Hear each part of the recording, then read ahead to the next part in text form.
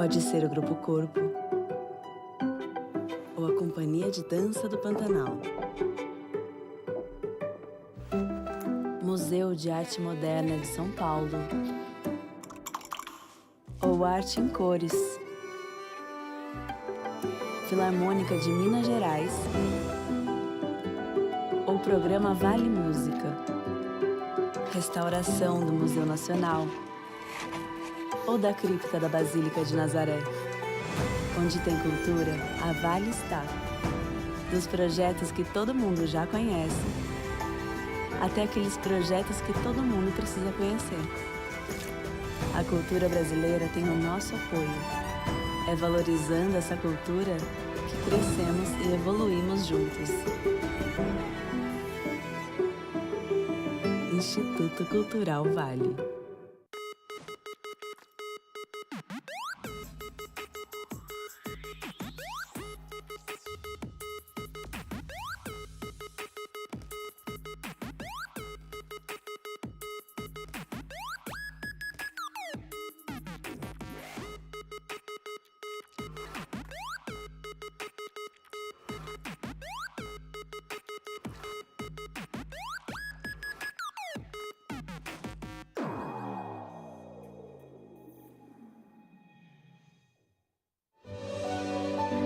Mobilidade é vida. Somos a CCR.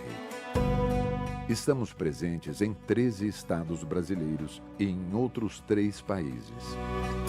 Unidos por um único propósito: melhorar a vida das pessoas através da mobilidade. A inovação sustentável nos aponta a direção, as necessidades de nossos clientes, as oportunidades. Valorizamos os encontros. Valorizamos a vida. Caixa, o banco com milhões de clientes que sempre tem um olhar especial para quem mais importa, você. É por você que tem nos benefícios sociais a esperança para superar os desafios. É por você que tem direito à moradia digna e quer realizar o sonho da casa própria. É por um país que acredita na união e reconstrução, com mais diversidade, sustentabilidade e muitas oportunidades. Caixa, é por você, é por um novo Brasil.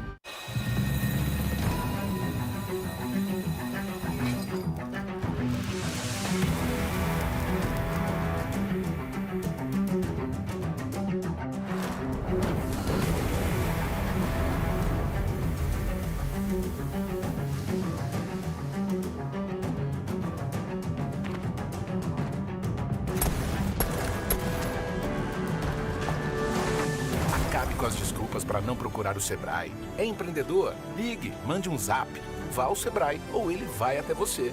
Ah, e tem tudo no portal. Sebrae, a força do empreendedor brasileiro. A sustentabilidade de um ecossistema é construída por muitas mãos.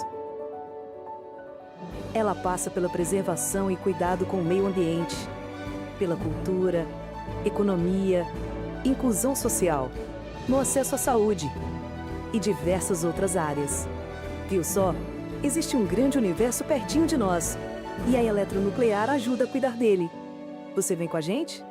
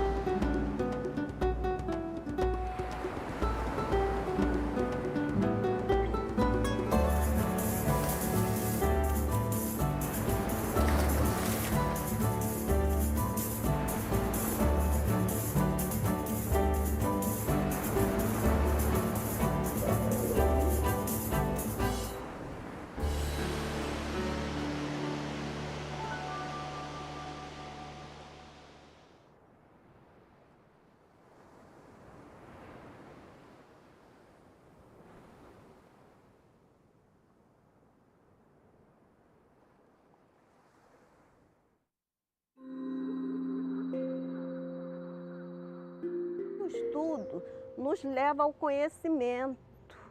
Não fique só no seu celular apertando botão, mas pega livros, lê, porque o livro faz a gente viajar, o livro faz a gente conhecer história. Eu acho que o futuro, como eu falei, são nossos jovens, né? Meu neto, o meu bisneto, não tenho ainda, mas vou ter em nome de Jesus. E esse futuro depende da educação, né? Eu acho que você, dando educação, sabedoria, eu acho que o futuro vai ser maravilhoso. E eu acho que é isso que está faltando no mundo, a união, o amor, a compreensão, o desejo de vencer no bem, vencer no bem. Não adianta eu ter carro, não adianta eu ter moto, não adianta eu ter televisão o maior possível e não poder botar minha cabeça no travesseiro e não poder dormir com medo de alguma coisa. Eu acho que a gente tem que ter o pouco, mas o pouco com honestidade, com dignidade, com amor e com carinho. Flip, o encontro da literatura com a cidade.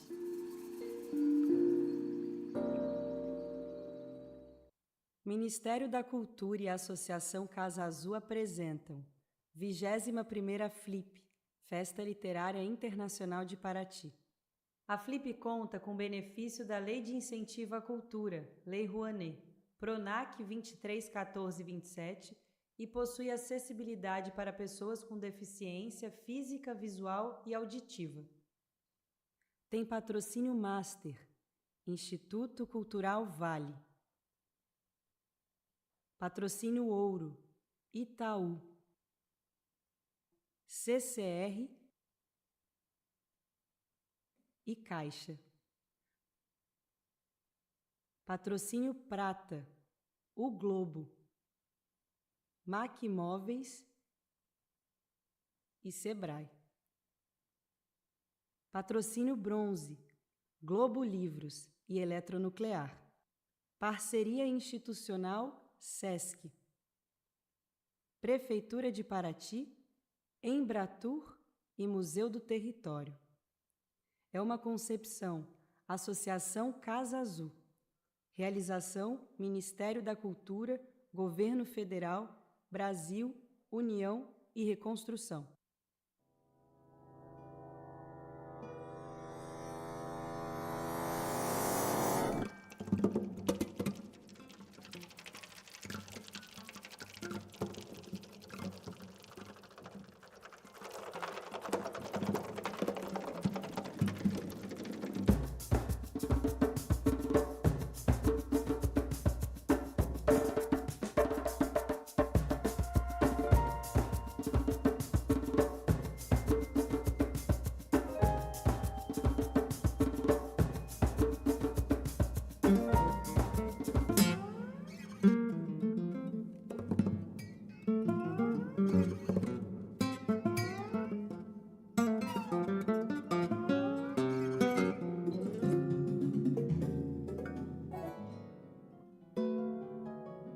Flip, o encontro da literatura com a cidade.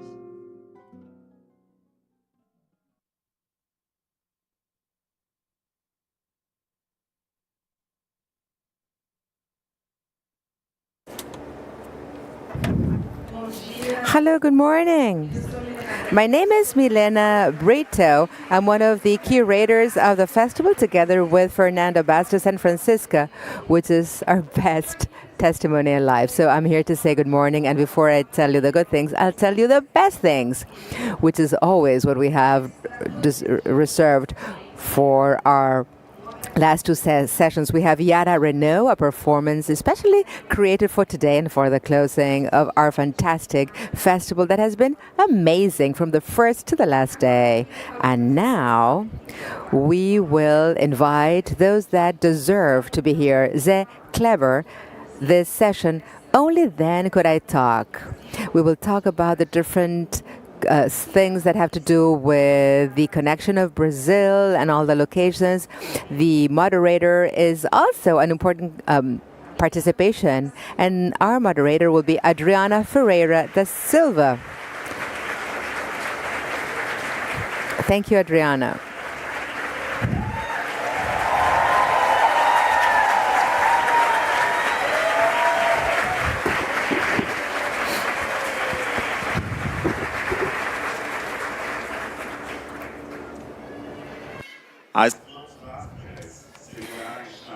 The harsh hands held the mattock.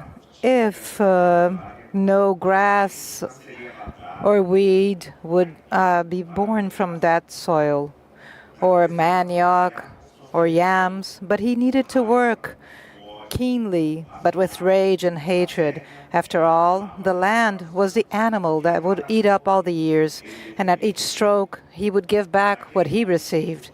For that futureless man, land was as rare as the gold they said existed up in the mountains. It was even worse.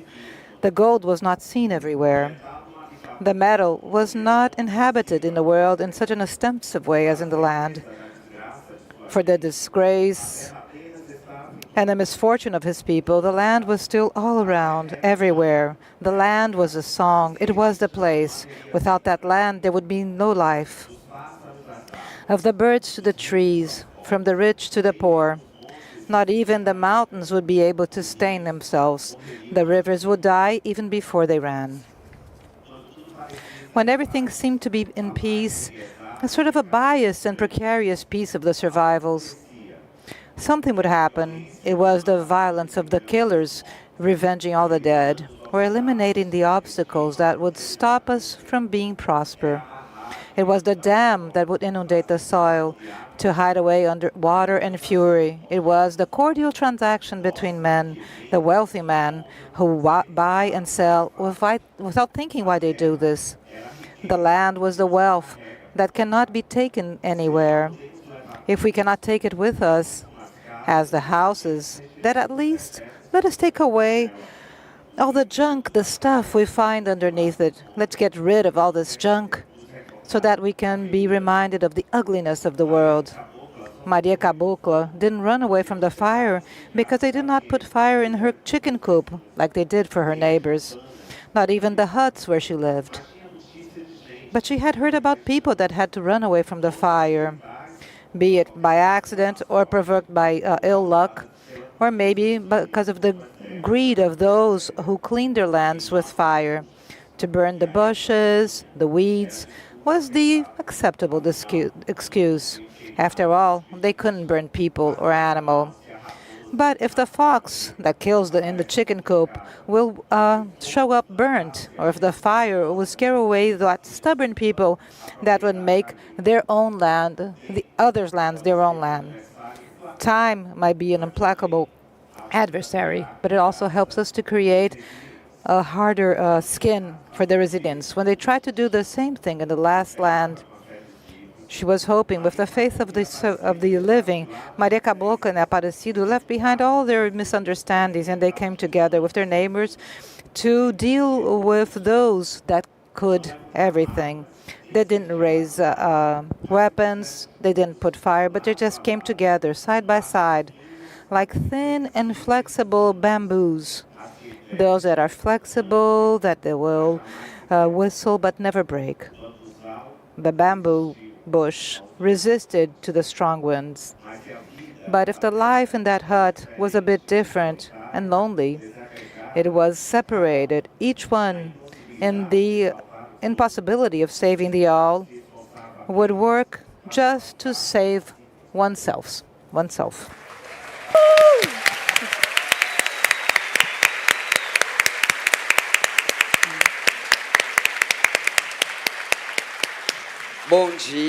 Good morning. Good morning, one and all.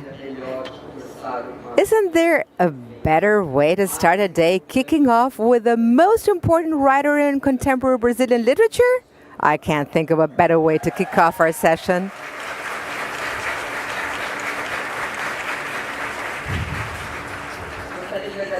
I would like to thank the participation of all of you here. those that are outside in the park, the festival flip for the invitation, and especially Milena and Fernanda, the fantastic and spotless curatorship. I was here every single day, and yes, it was spotless, perfect. And especially, I would like to thank the honor to be the moderator here with Glicéria Tupinambá, Itamar Vieira Jr., and Miriam Esposito. Glicéria Tupinambá, she could be a character in Itamar Vieira Jr.'s book, Salvar o Fogo. She was born at the community Serra do Paneiro in Tupinambá de Olivença community in southern Bahia. Glicéria is a revolutionary. She fights to defend her territory, women's rights, and in the recovery of memory and ethnic identity of the great Tupinambá nation through her assertive action as a teacher and activist.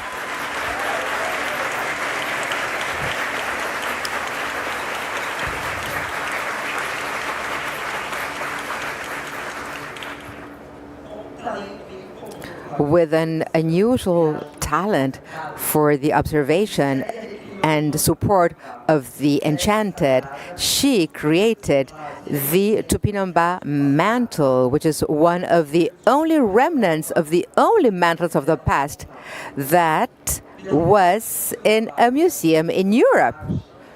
Due to the relevance of her art, she will represent Brazil at the Biennale in Venice in 2024 with the curatorship of Gustavo Caboclo Apichanda and other curators that are essential in the Brazilian pavilion at the 2024 Biennale in Venice.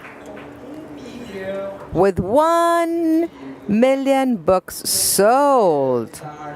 Also from the state of Bahia, Itamar Vieira Jr. Conquered thousands of friends thanks to his talent and sensitivity to see the mankind of those that are pushed to the margins of society out of violence, transforming them in characters. He is no doubt one of the most important characters in Brazilian literature. Bibiania Belanicia, from his well-known book, Crooked Plow. And he's launching 2 new books in this edition of our festival. In his second novel, Salvar o Fogo, Saving the Fire, Itamar gives continuity to his romantic process to analyze the consequences of colonialism, having the land of his ancestors in the lands of Bahia to talk about colonialism. And we have Professor Miriam Esposito with more than 50 years devoted to teaching. Miriam believes in the education of emancipation, working in different areas. Apart from being a professor in public schools, she fought for democracy during Brazilian dictatorship. She defended the settlement of families and education in the farmlands and defends organic harvests. For more than 40 years, she participates in local movements to try to improve people's livelihood. She was the promoter of the first literary encounter of Brazilian short stories with the presence of authors publishing house and headed by the author and poet Zé Kleber. And she is responsible for a great project that has to do with what we will talk about today, which is Seu Joacir, and he is here with us today. Mr. Joacir has won an award in 2022.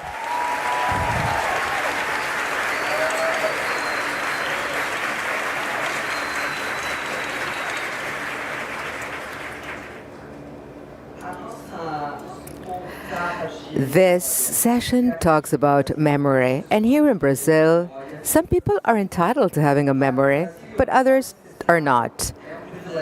To have an ancestry, a heritage, a memory is something that the racial dictatorship only gave to whites.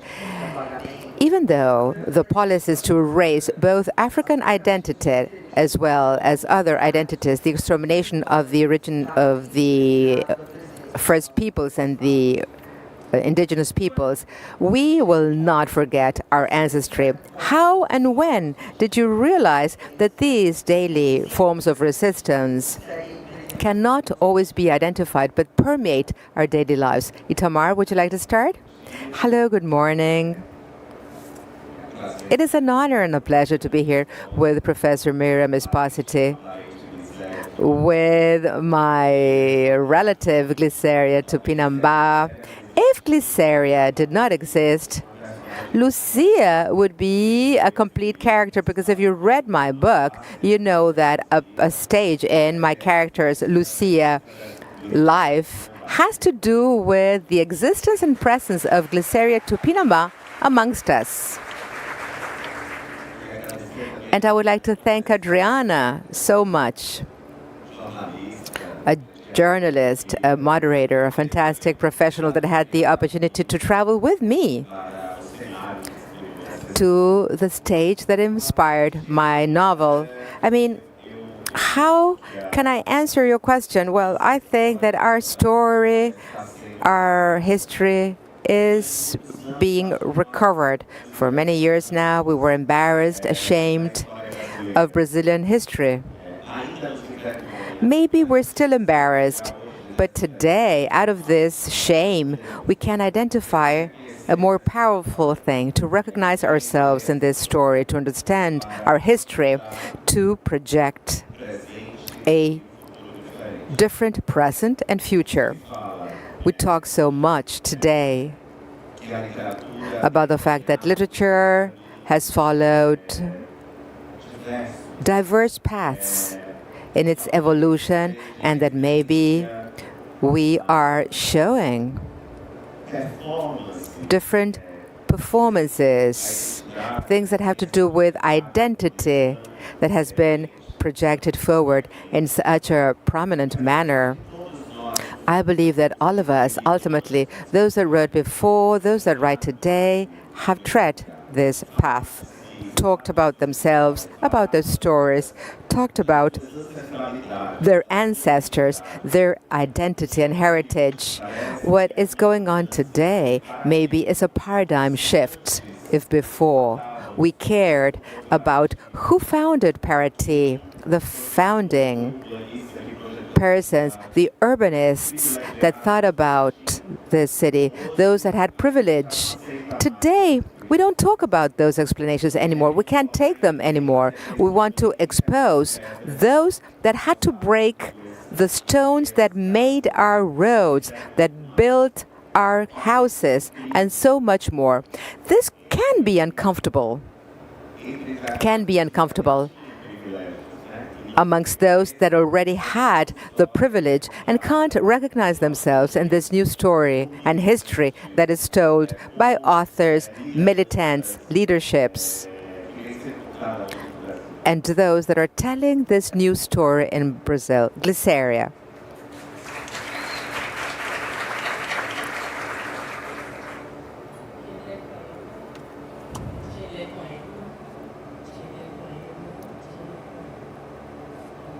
Good morning.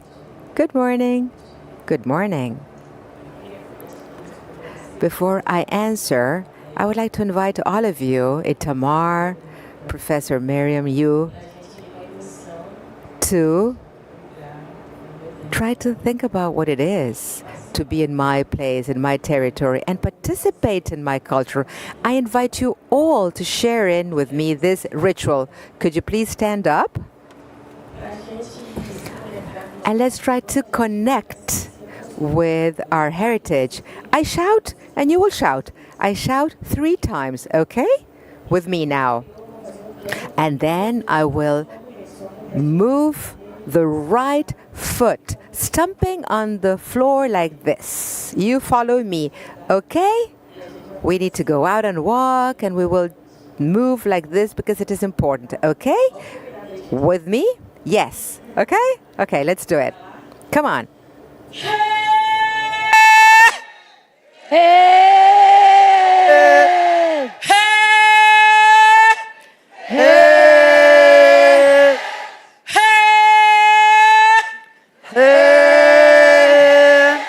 O vento deu na Jurema. mas não quebrou. O vento deu na Jurema, balançou, mas não quebrou. O vento já cessou, pegou o mal e carregou. O vento já cessou, pegou o mal e carregou.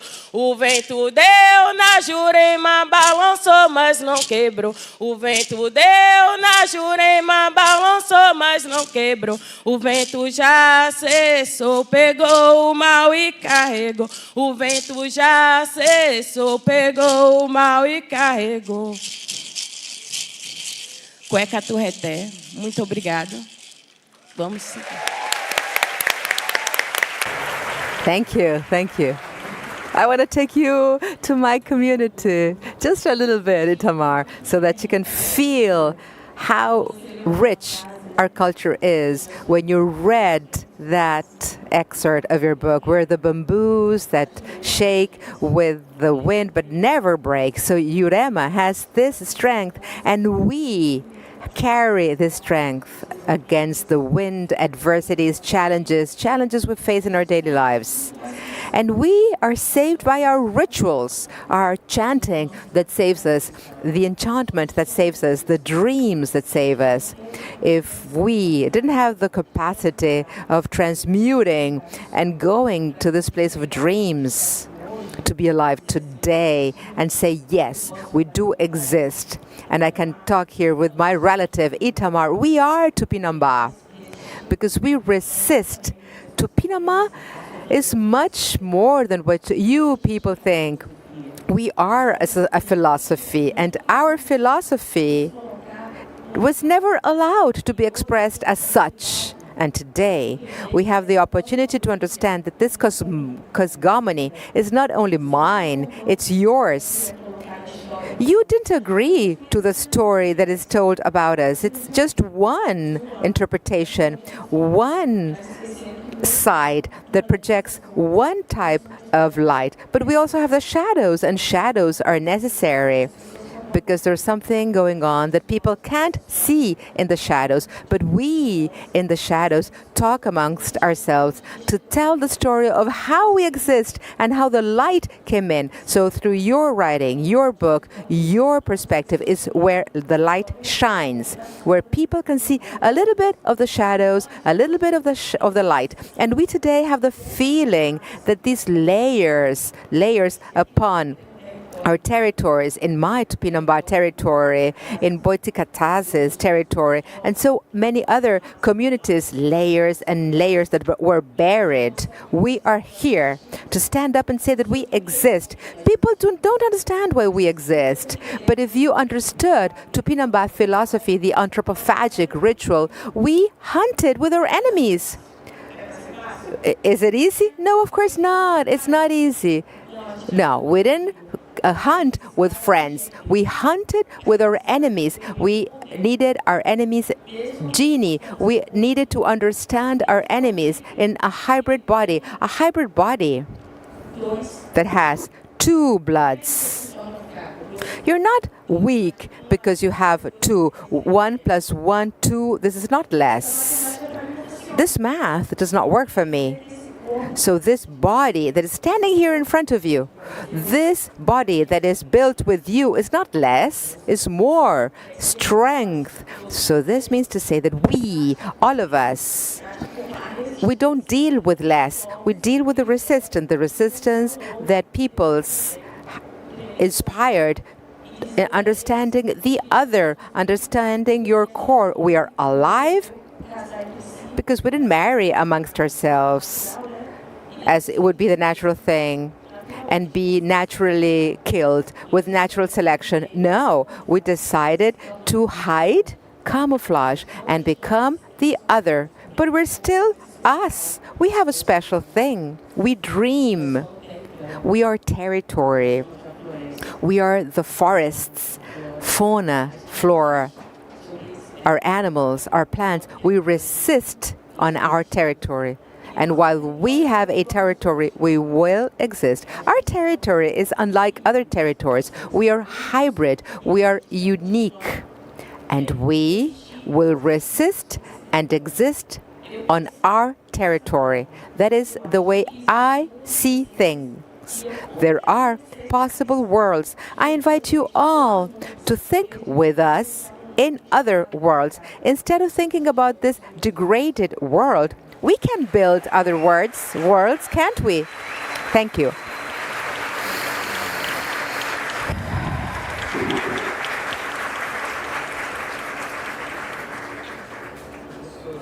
Professor, good morning.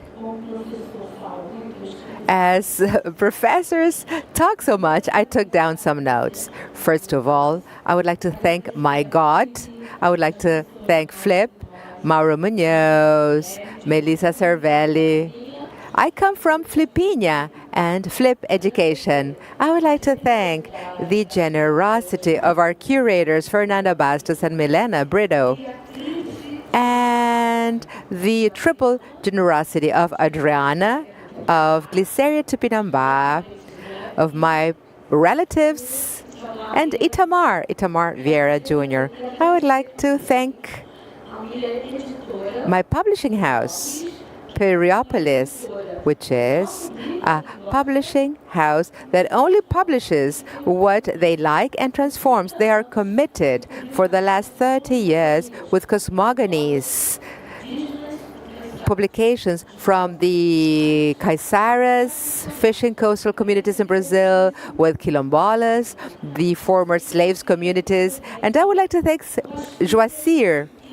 He is here with his daughters and Joyce, that in their womb, give me a second here, thank you.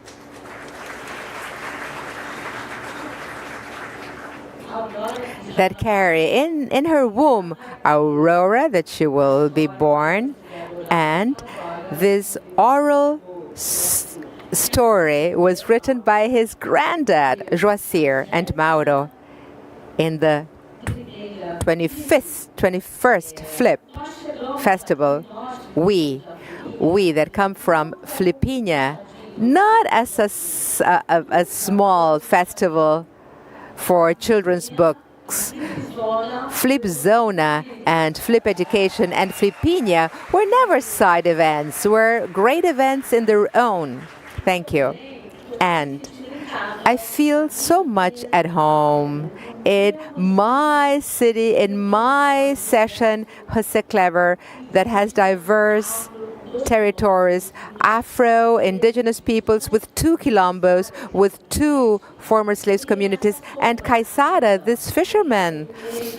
It is exactly this union, as you said, Glicéria. It is the union and the wisdom of disguising amongst the indigenous, the Europeans, and Afro-descendants.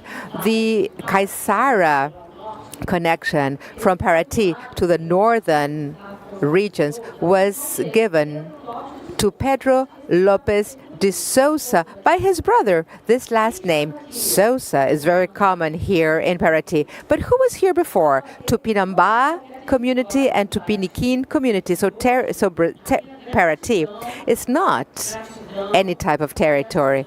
So gratefulness here, because I am today representing the continuous struggle of us teachers for public education, Brazilian public education.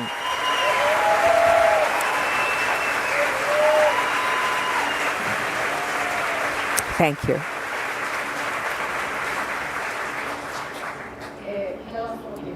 And going back to your question, I said we teachers talk a lot. Okay, but for me, this is a classroom, outside the box classroom. So I see myself in Luzia, your character, all the time. I recognize myself in my ancestry, my relatives, from the Chavante community and the Goitakazes from Campos community.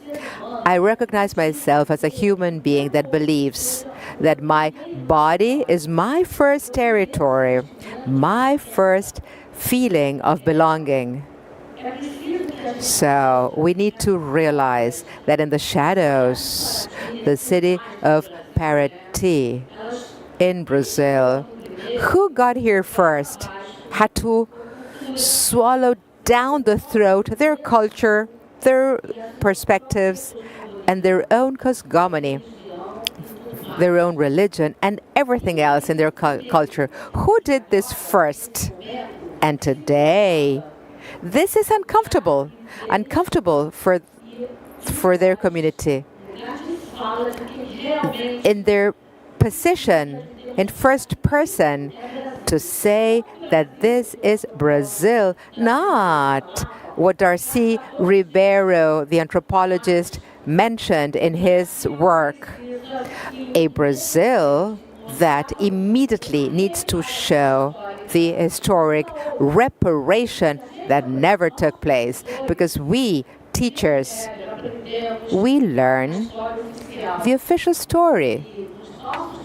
And in our books, this is not what we need to say. So today, Adriana, I belong to this Brazilian education movement that says that, of course, was not erased in the last 4 years. We have, as citizens, all of us have the responsibility to support and contribute with this reparation. I am Lucia, a male Lucia, a female Lucia, an all genre Lucia from all genders, representing the strength of our ancestry and our original peoples.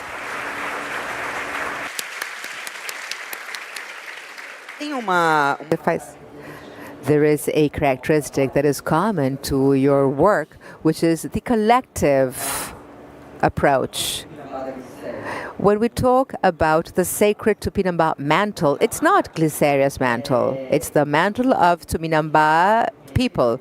And when we travel with Itamar in the hinterlands in Bahia, the scenario of Salvar o Fogo, Save the Woods, all of those that are represented beyond Itamar's ancestry, we are all part of the book because we listen to people talking as the characters in the book. And of course, Miriam's book, the book that you published together with your students, and the stories of Mr. Joacir. How do you feel about this collective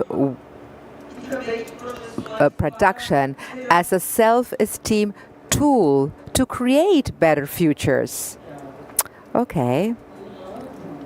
The mantle, for me, I mean, the return of Tupinambá mantle, and we talk about kinship. If I am the daughter of the mantle, or is the mantle my son? There is a time-space thing. You know, when you want to wash the sheets and you go to bed and you put this sheet that you wanted to whiten in the sun after washing, and then you go to sleep, and then you wash it again in a never-ending future and present line. And I feel that I live in a different dimension. I live a different time. My time is not lineal. My time is collective. I depend on the other. I depend on the bird. I depend on the bee. I depend on the children, the territory, the elderly, women. So it is not simple. Glicéria decided to create a mantle. No, not at all. Because we have the dreams, we have the birds that talk to me. And if I depended on somebody else's philosophy, I would be in a hospital taking diazepam for so long. So I live in my territory. I know that the forest talks to me. Animals talk. We know animals talk. So we understand our environment. And we're talking about the enchantment of the thread that knits the mantle, this enigma with our perspective and our vision, you need to understand what you inherited in time and space that becomes now. So when you go out and meet somebody else that are part of this thread, of this line, constructing a different thread, because we're working with fragments of memory, but in this collective approach, we fight together. I use the language of art to get somewhere. They are tools because I need to make people understand, translating into simple language so people understand what I need. The mantle, my territory, what this collectivity represents, my territory is there. I was talking with my relative Marubo in Jabali Valley, one of the largest demarcated territories in the Amazon region, with 120 isolated indigenous peoples, isolated, no contact at all. Today, isolated today. So I went there and I told him, well, if you want to see the Amazon in the future, take a look at the northeastern part of the country. Look at the northeastern part of the country, because everything that you suffer of disappropriation, stealing of timber, stealing fish, minerals, diamond, gold, everything that you're going through now, we suffered this in the past. So today, we, Tupinambás, we don't have a demarcated territory. You are one step ahead of us. You're being plundered, even though you have a demarcated territory. So he thought about this. He thought about what I said. Yes, we are the resistance. The result of all of this is resistance, collectivity. And we're here to sum up with our relatives, telling people that we need to save a standing forest. These communities know nothing about the precedent. Teachers have no codes of the city. Those that survive in the forest, from the forest, we need to go to the supermarket. You need to go to the supermarket today, and you go to the supermarket and you say, okay, how do they exist? How does this collective community exist? Tupinambás peoples, all of these peoples that faced the change that came through the ocean. We tried to stop these change with our bodies, with our diversity, trying to survive in our territory. It goes much further than a simple collective approach. People need to be aware. People need to understand and reflect the different acts. How to build an ideologies that erase other ideologies. And you fall into individualism. This people, this body is a collective body. I represent in my village, Tupinambá, 120 families. My body, this body, represents indigenous peoples in Brazil. This body here crosses the ocean and represents the peoples in Brazil abroad, talking about the violation of rights and with our claims. So we try to understand which is the collectivity that people propose for us and what is the response of that collectivity. And I need to really think about this context to say what Brazil is, what we are, putting a break in everything to try and help and support indigenous peoples in the Amazon region exist. Thank you.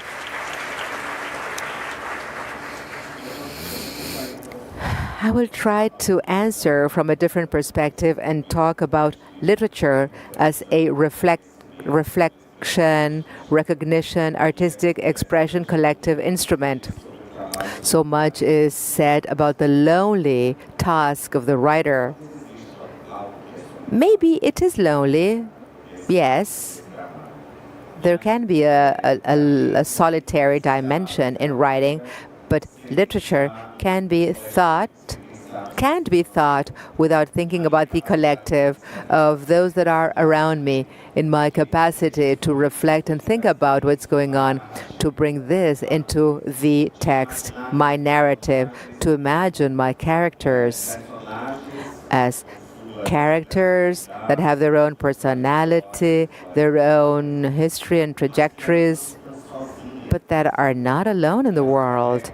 They bring with them, as Glicéria, as Miriam, as each one of us, we have a story of our own that has brought us here. And in this ecosystem, which is literature, I believe that a story does not end in a book with a writer. A story has a destination, a fate, which is the body of the reader. And it is not just assimilated by the reader, it is reflected upon. It is co-written by the reader. And this process reflects the way in which I think about literature.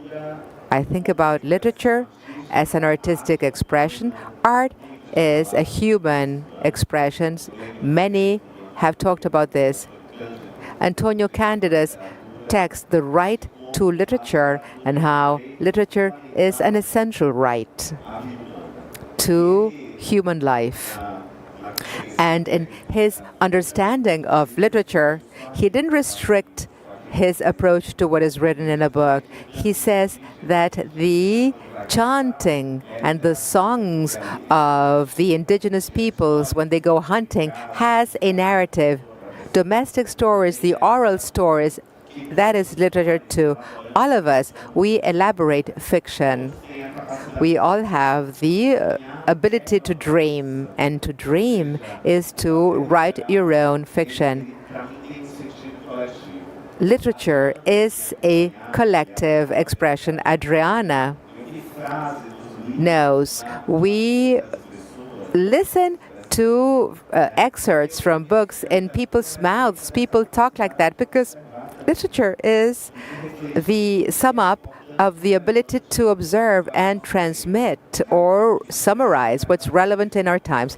Everybody that's a writer, we give our own testimony. This is my testimony. The testimony of my peers is the testimony of my peers, but we're thinking and reflecting about this territory, this project of a country called Brazil.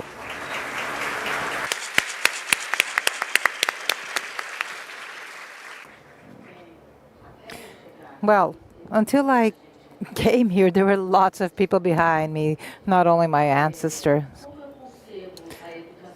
Well, the way I see Brazilian education via Paulo Freire, via the historical being, I also believe that education is a collective effort. I cannot see education individually. Everything is connected. Social environment, political stance, everything. If the internet interconnected us, our issues are also interconnected. And Glicéria, since I was a little girl, in this learning of becoming a teacher, I always thought about the standing forest. So bringing this to Paraty and forgetting everywhere else I've been, because I was born in this city that was projected and planned by Don John VI to be the Brazilian Switzerland. I was born in a white town, Swiss, blue eyes. I was different in that town, in that city. And I learned to look up into the skies from the mountains, to dream of something such as what we're having here today. Here in Paraty, it's beyond education. Education has to be instructional.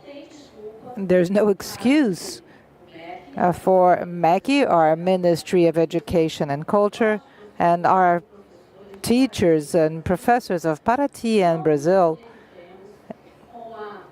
if we do not connect to the duty and the obligation of understanding the current legislation in effect that has to guarantee the rights to the land, to our territory, of our native people, of the traditional people. When I came here to Paraty in '85, I did the public test to be a teacher of literature and Portuguese, important things to me, in the largest state, which is Sembra, which is here in the historical center of Paraty.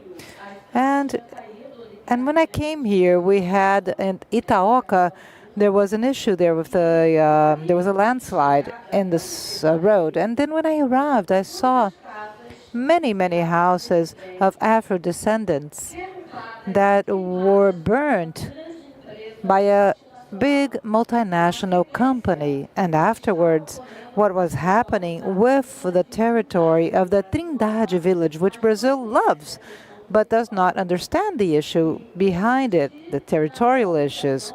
So I felt obliged, like in all the other decades, of using that as an assumption that I needed to recover the territory from the Sembra school, and now since I've gone back to teaching children at the Mangueira school, again working with the Quilombola and the Caiçara territories. And more recently, for 7 years, I was in a school on the coast of Brazil, and I also felt responsible for this collectiveness.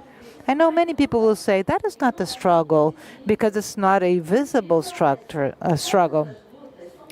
I believe that all struggles are struggles, and the struggle of the invisible teacher in a classroom is an amazing tool through which you can work with all forms of arts. My children, Glicéria, what was the educational material? I had the sea. I had the sitting in a circle in the beginning of the day, and in the repetition of this daily routine, repeating what they wanted to repeat, learning how to build nets, fishing nets, to learn who is this native person who built stone by stone in the gold path, in the gold rush in Brazil. And now, so much so that this privileged group is now able to come to the historical center of Paraty. And social injustice will just leave these people out, will uproot these people, and they will become invisible. But still, they are the majority and not the minority. So, Itamar, Glicéria, and Adriana, I ask myself every day, what is my responsibility? What is my educational project? What can I think from the classroom? Because if my educational project is authoritarian, if it's hegemonic, I will just repeat and reproduce what happened until now. It's not just a matter, we cannot just talk about Paulo Freire. We have to live Paulo Freire every single day. And this is what I see as a territory. My body is my territory.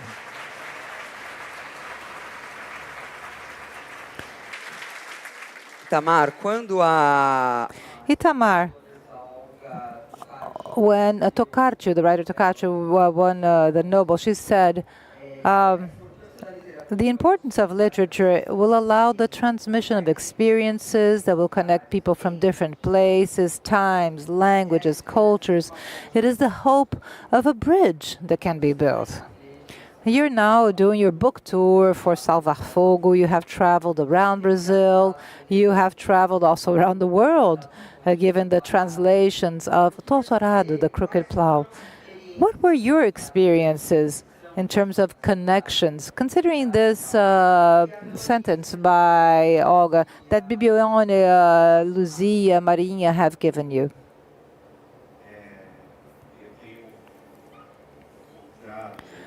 I have found many readers in many places. Each one has their own trajectories, backgrounds, stories.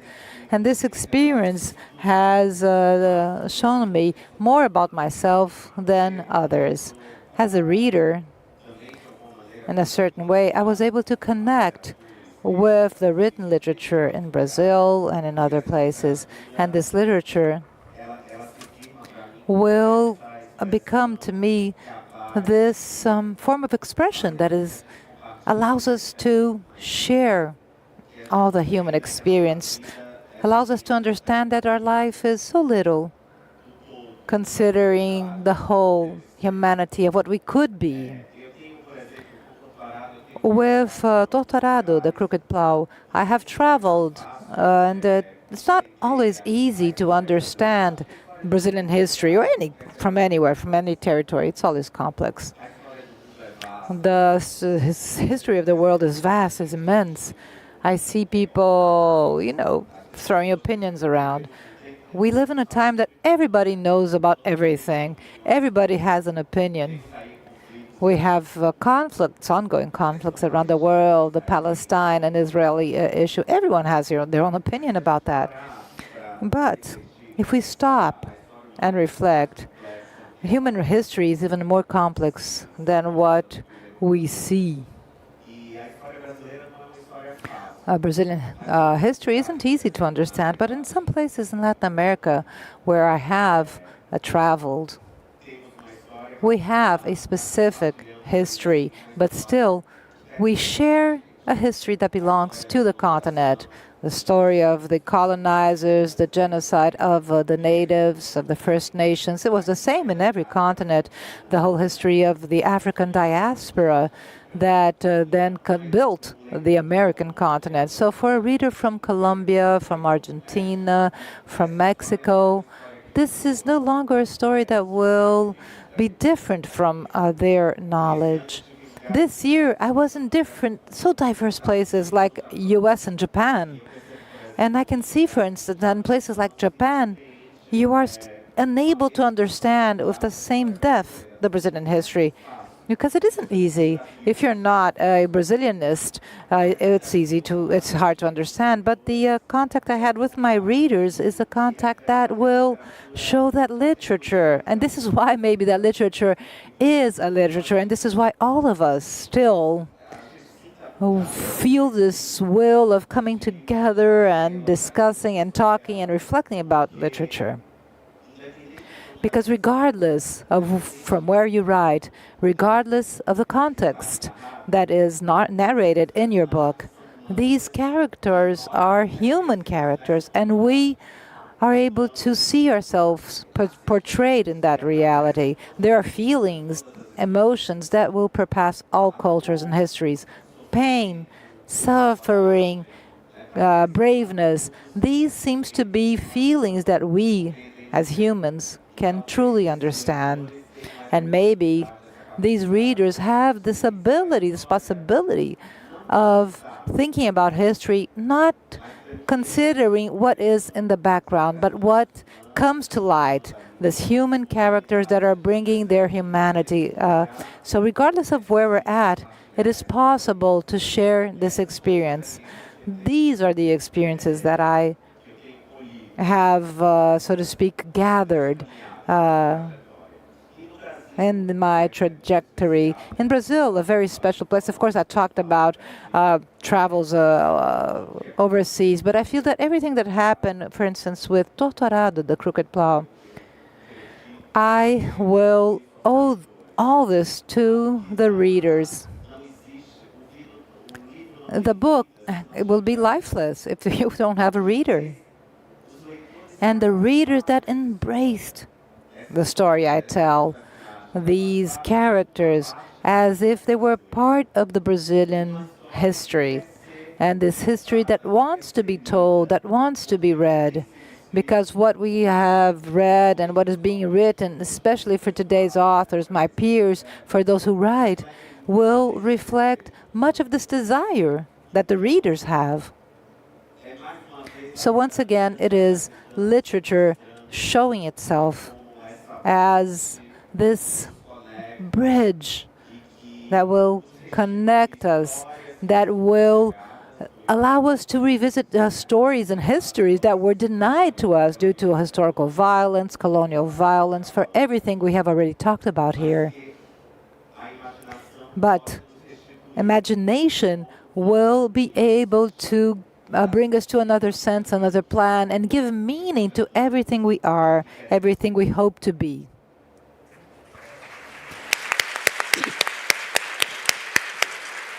Glicéria, Glicéria, as Itamar mentioned, we were denied of these stories. And thinking about the mantle, and the mantle is traveling across Brazil. The mantle is now in São Paulo, has been elsewhere. Tell us, Glicéria, what about your immersive process with the mantle? You had no references. The mantle was stolen, taken away, wasn't it? And I saw an exhibit in São Paulo in People's House exhibition, and you said that through the stereotype that the colonizers created of the mantle, you understood the process of manufacturing, because there was nobody to tell you about. Actually, yes, we did have somebody to tell you, the enchanted ones. Okay, theft. It was taken away, it was robbed. No, I wasn't robbed. I was in this situation that I will vindicate. Our participation in court. We were there on an equal footing, trying to negotiate our survival. When the king visited a different king, he took his most precious thing. We have 9 Tupinambá ambassadors that traveled to France to negotiate cannons and ships to face the Portuguese. And we have Catarina Paraguaçu. She spoke languages. She spoke Portuguese. She spoke her language and French. And she crossed the ocean and she was baptized. Catarina Paraguaçu. And when you travel as an authority, what do you take? Your most precious gift. And what was the most precious possession?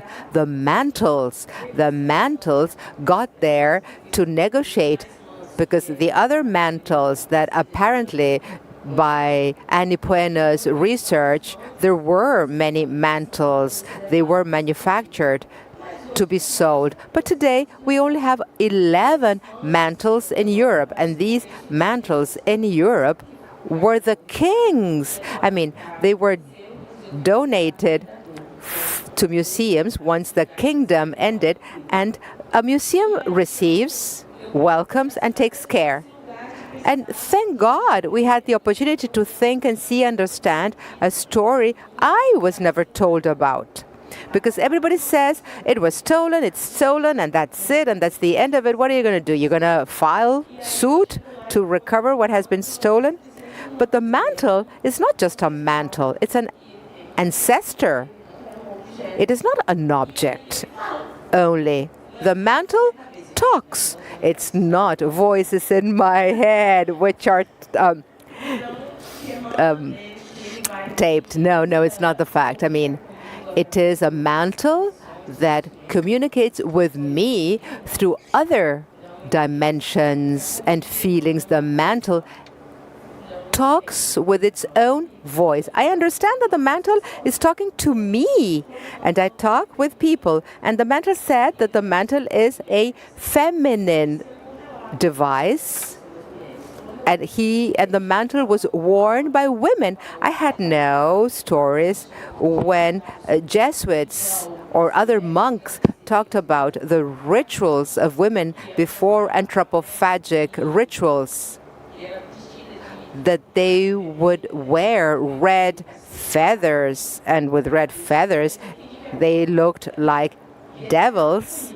It was not a devil, it was a mantle, so beautiful in my imagination. And we have our own flutes, we have our musical instruments. Everybody thinks that we only have the drums. No, we have a lot of instruments. And for anthropology, for history, we need to have more than one device or one testimony to prove that it was a feminine mantle. The mantle told me that I needed to go to Versailles. I went to Versailles. There's a fresco in the Apollo room in Versailles, golden, like me, the lioness in the sun. Fantastic woman like me. And we see all the pieces of art, and then I look up, and when I turned around, there was the body of a woman wearing the mantle. And I said, oh my God, that's her.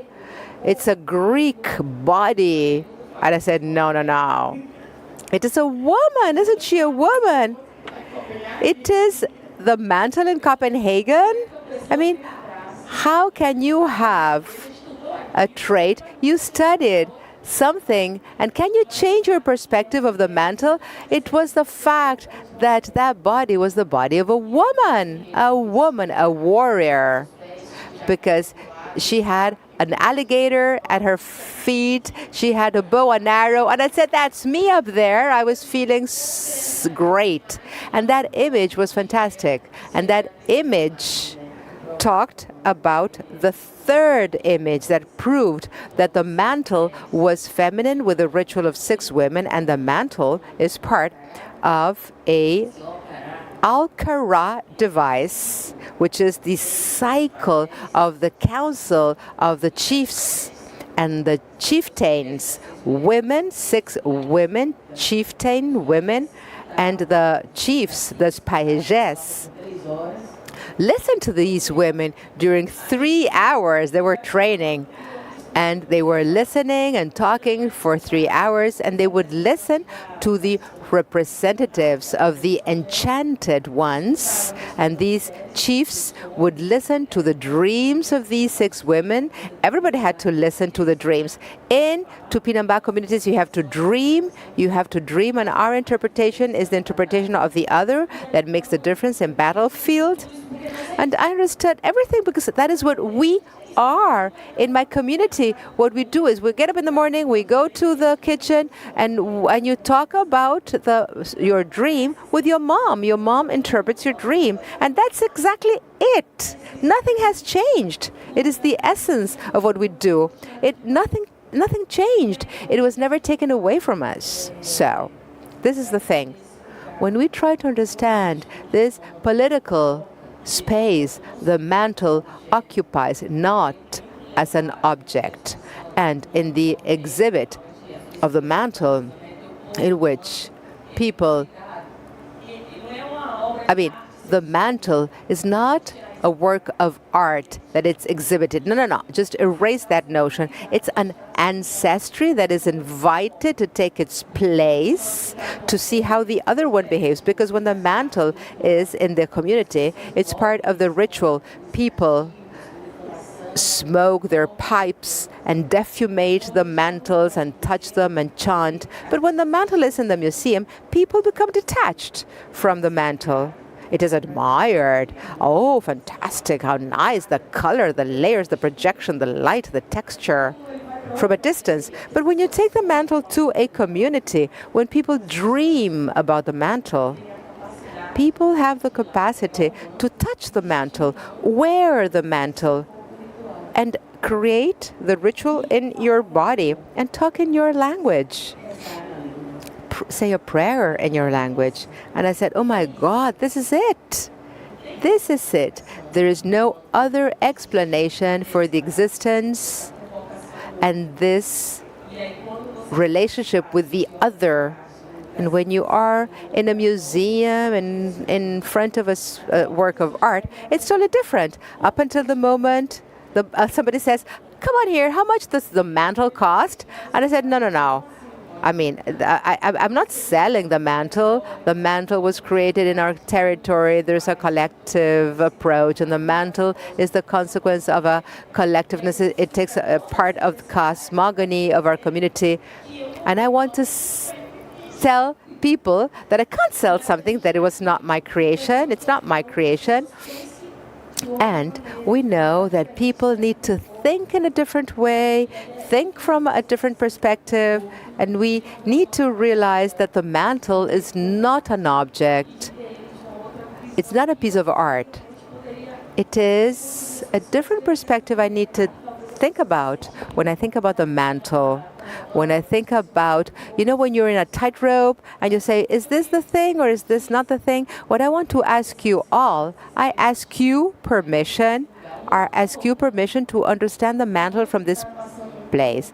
The mantle is traveling through Rio de Janeiro, Brasilia, São Paulo, Bahia. The mantle invites you to understand that the mantle is coming back. It is going to the National Museum in Rio de Janeiro, a democratic place where everybody can go and visit the mantle. You don't need to cross the Atlantic to see our ancestry. You will see the mantle and you can question why the mantle is not in the community. I don't want to go to the museum, see the mantle. I want to see the mantle in our community. But the place of the museum is where you can see the museum. I arrived in the museum and people say museums shouldn't exist. I am building in the construction of my memory. I'm putting my memory in the museum. And people say, no. The mantle shouldn't exist in the museum. And I said, yes. I got to the university and now you want to put an end to university? No way. I got to the museum and now you say we have to put an end to the museum? No, I want my community to get here. I am going through this path, through art, because I want my people to get here. People in my communities need to see this place. If we think about this mantle in São Paulo, people thinking in a different way, people that want to understand knots, threads, fabric, the feathers. And the feathers are not dead or killed feathers. Feathers are donated by birds. You don't kill birds from Easter till June, July. Birds have green feathers. It's a period in which they change their feathers and the feathers fall and we collect them. We don't kill birds. In Maranhão, we have birds that fly in the wind and we catch them one by one as a donation from this bird. A donation for the mantle. So these are the feathers that I give you. The bird, I'm giving you my feathers. And in January, we will create a new mantle with my hands and the donated feathers. Well, this is the final minute of our session. Can you believe it? 2 housekeeping announcements. First, our authors will be signing their books at Travessa Library next door. We still have another session, Desert Island Book, and we will wrap up at 1:15 p.m. with Ara Renault and her performance. A quick question, just 1 minute answer. Sure? Okay, let's do it. We talked so much about the anthropocenic model, and we know it doesn't work. If you're here in Paraty since Wednesday, blackout, rain, high temperature, and in line with this, and there's no coincidence in this, as Professor Miriam mentioned, it is a paradigm shift. You all represent this paradigm shift, this rupture. What is the role of art and literature now in this rupture we're living? Miriam, Glicéria, and we wrap up with you, Itamar. The role of literature for me, I'm a teacher, is essential, has been essential in the last decades, especially when we talk about literature that projects a future that has to do with the literary approach of cosmogonies. As a teacher, I I'm not the only one entitled to read this. I have to teach this. During the pandemic, we were isolated. Through literature, we could do this. The literature of the fishing communities, of the indigenous peoples communities, and the communities of former slaves communities. The little children in our books read this type of literature. So this is the literature that not only is a possibility, but in this edition of the festival, last year's edition, with this festival's curatorship, you touch us all, teachers.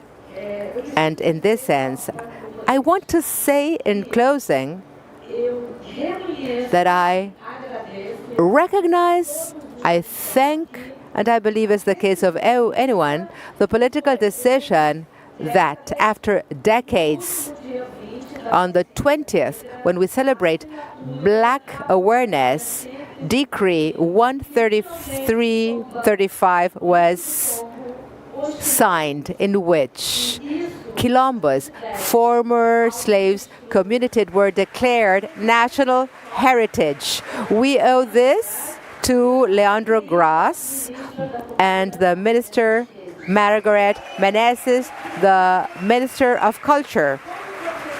As a teacher, all of us need to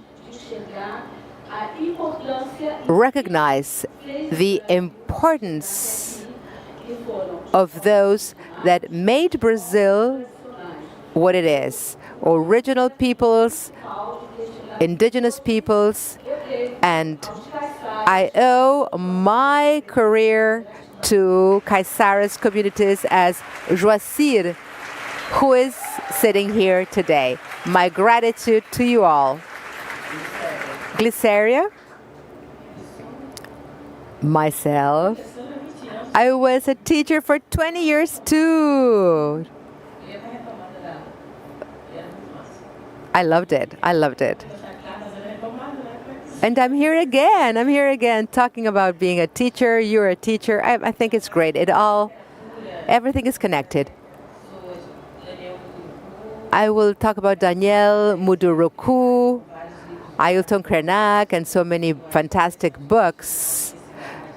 When I go to a university and we see that in academia, people are talking about these possible worlds, the world based upon our ancestries, thinking about other literatures that have made it, that are there. And Krenak is now a member of the Brazilian Academy of Letters. We made it.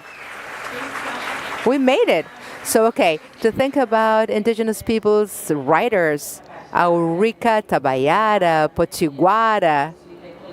We have collective collections with Dorico, Julie Dorico. She published a book of the original ones, a collection of different texts from different communities. There's a story about Poxi that becomes the sun. How Poxi becomes the sun. We tell this story, which is really very interesting.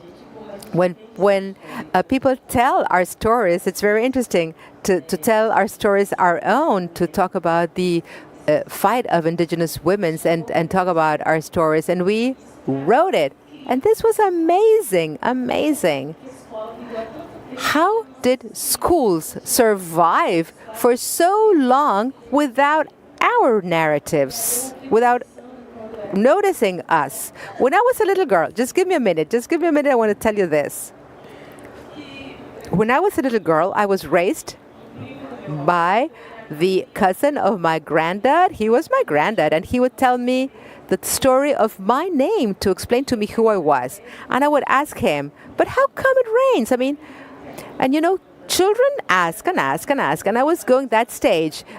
He would braid my hair, and I would go through the grass a path, I would run, and my braids would go up and down, and I thought that nobody could see me. And when I got there to our hut, the mud hut, he would see me coming through the window, and of course he saw I was coming, and I thought it would surprise him. And when I got into the hut, he would show me through the window the wind and the clouds.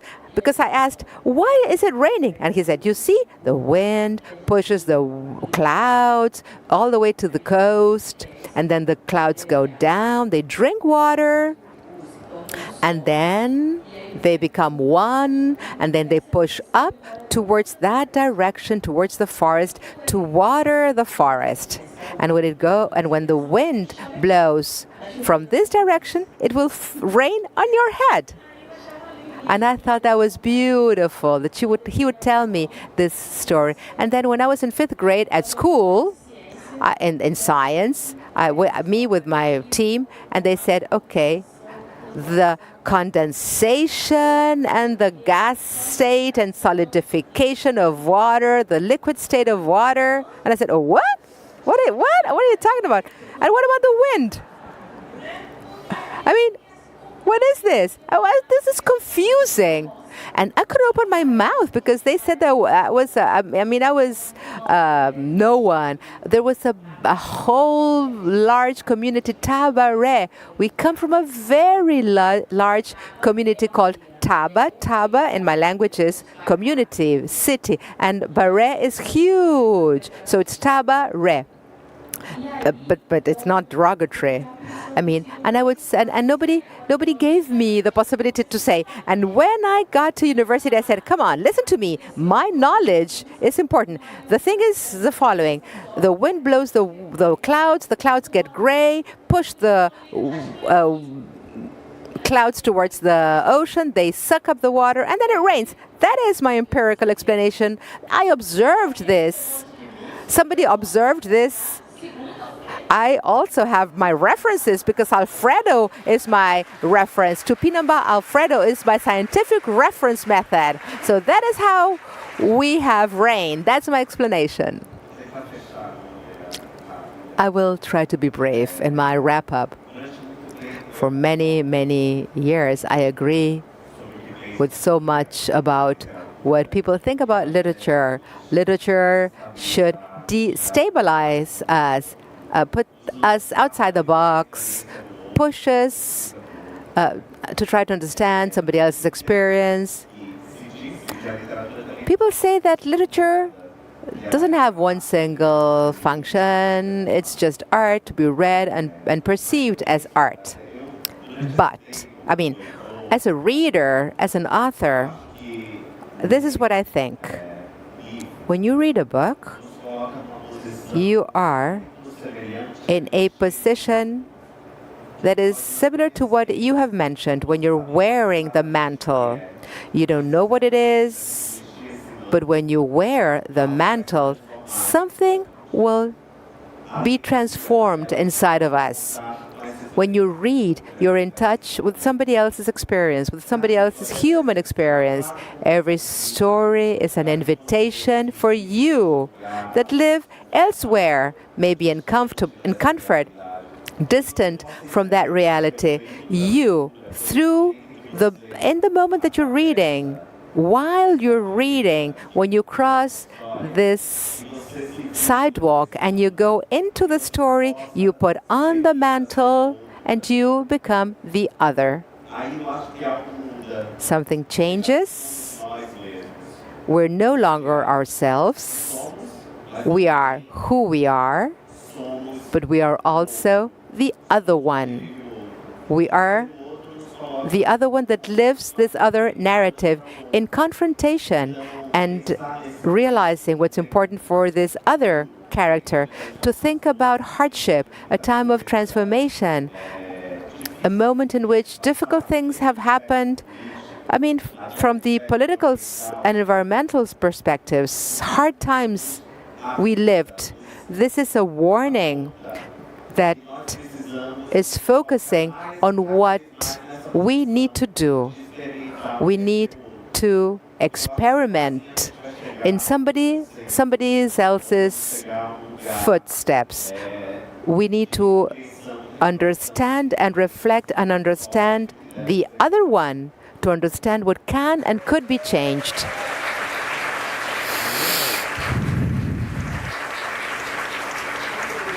Thank you so much, Miriam, Itamar, and Glicéria. Thank you, everyone and all in our room. Have a fantastic Sunday.